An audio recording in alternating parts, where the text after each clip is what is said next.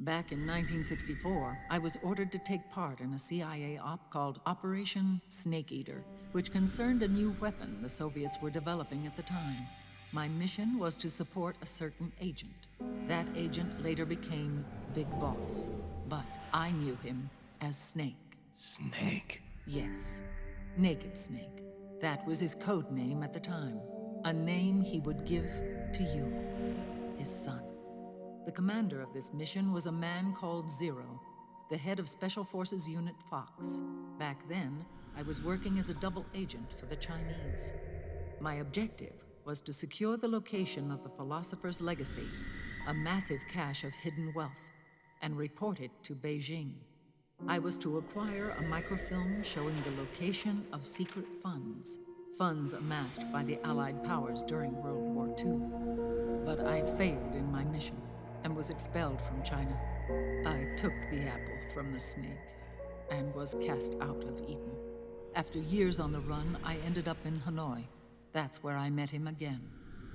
It was around then that Zero used the massive funds contained in the Philosopher's Legacy to start a new organization, the Patriots, which would carry out the final wishes of a certain legendary hero.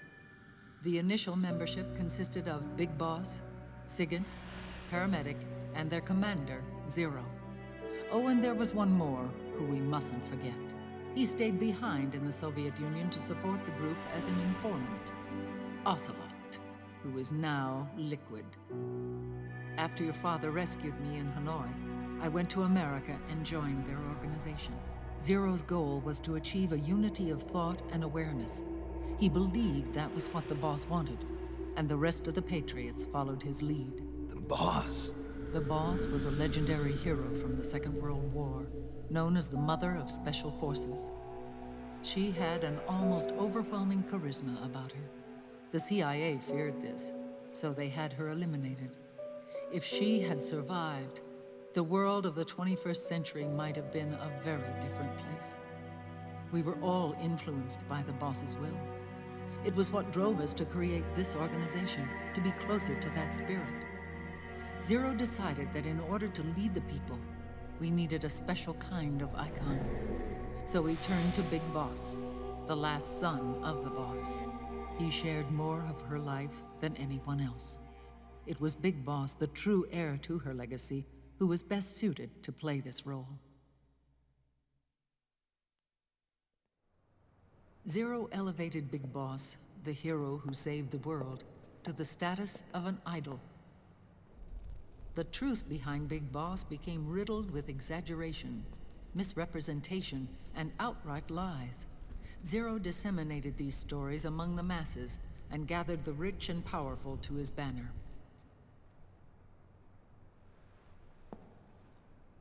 Every era needs its symbols to control the people, whether it be the stars and stripes,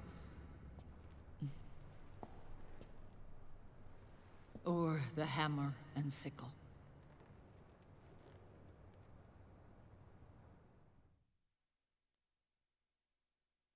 As the times and currents of politics changed, so too did Zero. Eventually, he became a prisoner of his own lust for power, sparking friction between him and Big Boss, who resented playing the puppet. With Big Boss drifting away, Zero realized he would need insurance. Something that would perpetuate the existence of Big Boss, their organization's icon.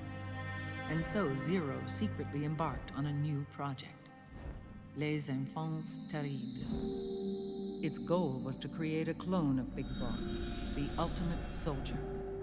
The project was led by Dr. Clark, known at the time as Paramedic.